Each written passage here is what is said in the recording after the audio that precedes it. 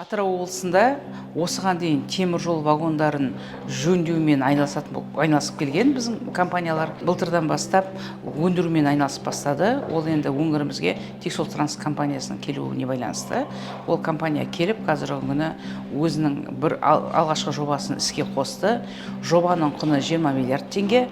Ол жобаның қуаттылығы жылына 6 мың вагон шығарады. Ол жерде 180 тұрақты жұмыс орны ашылды.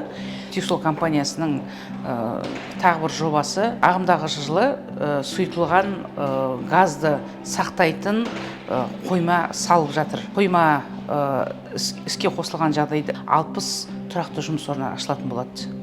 Қазіргі күні ол тек қана жүк вагондарын шығарып жатса, алдағы уақытта олар жаңағы сұйық газ таситын вагондар шығарады. Одан кейін жаңағы олардың астарына платформаларды өздері шығаратын болады.